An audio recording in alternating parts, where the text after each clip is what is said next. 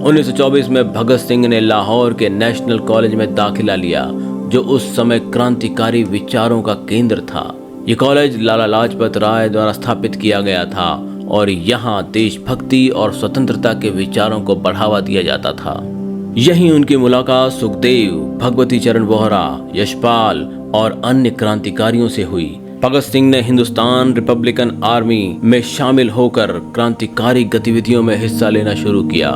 इस संगठन का उद्देश्य था ब्रिटिश शासन को उखाड़ फेंकना और एक समाजवादी भारत की स्थापना करना। HRA के संस्थापक राम प्रसाद बिस्मिल और चंद्रशेखर आजाद जैसे क्रांतिकारियों ने भगत सिंह को क्रांतिकारी गतिविधियों में प्रशिक्षित किया। भगत सिंह ने संगठन के लिए प्रचार सामग्री तैयार करने, हथियार जुटाने और क्रांतिकारी साहित्य का वितरण करने जैसे कार्य किए। 1926 में उन्होंने नौजवान भारत सभा की स्थापना की, जिसका उद्देश्य युवाओं को क्रांति के लिए प्रेरित करना और समाजवादी विचारों को फैलाना था। इस सभा ने पंजाब के युवाओं में क्रांतिकारी चेतना जगाने में महत्वपूर्ण भूमिका निभाई। भगत सिंह ने अपने इस संगठन का नाम हिंदुस्तान सोशलिस्ट रिपब्लिकन आर्मी कर दिया।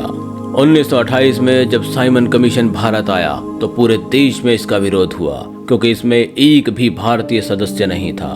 ये कमीशन भारत के लिए संवैधानिक सुधारों का प्रस्ताव तैयार करने के लिए आया था, लेकिन भारतीयों को इसमें शामिल न करने से ये स्पष्ट हो गया कि ब्रिटिश सरकार भारतीयों की भावनाओं को महत्व नहीं देती। लाहौर में इस कमीशन के खिलाफ प्रदर्शन का नेतृत्व लाला लाजपत राय ने किया। इस प्रदर्शन के दौरान ब्रिटिश पुलिस ने क्रूर लाठीचार्ज किया, जिसमें लाला लाजपत राय गंभीर रूप से घायल हो गए। कुछ सप्ताह बाद 17 नवंबर 1928 को उनकी मृत्यु हो गई।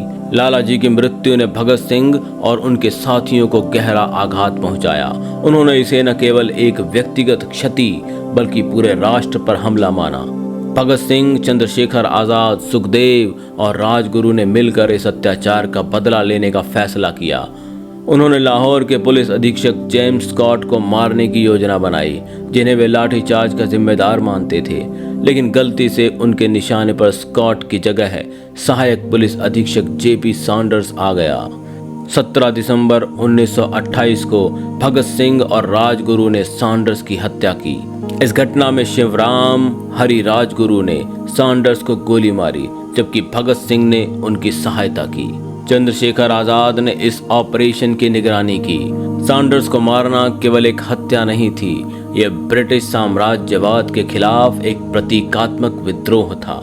भगत सिंह और उनके साथियों ने इस घटना के बाद लाहौर की सड़कों पर पर्चे बांटे, जिनमें लिखा था कि ये कार्य लाला लाजपत राय की मृत्यु का बदला है। इस घटना ने ब्रिटिश सरकार को हिलाकर रख दिया और भगत सिंह को पूरे देश में एक नायक के रूप में स्थापित कर दिया।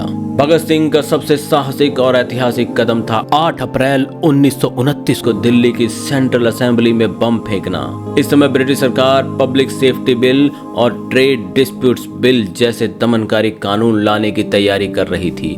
ये कानून भारतीय मजदूरों और क्रांतिकारियों की आवाज को दबाने के लिए बनाए गए थे। भगत सिंह और उनके साथी बटुकेश्वर दत्त ने इस अन्याय के खिलाफ अपनी आवाज बुलंद करने का फैसला किया। उन्होंने असेंबली हॉल में 2 बम फेंके, जो जानबूझकर ऐसी जगह फेंके गए जहां कोई हताहत ना हो।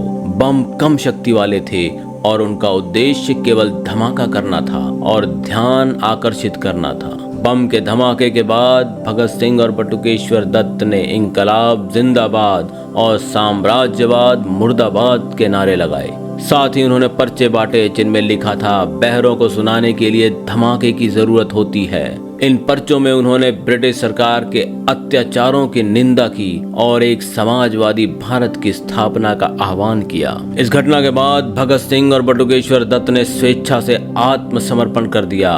उनका उद्देश्य जेल से कोर्ट तक अपने विचारों को दुनिया के सामने लाना था।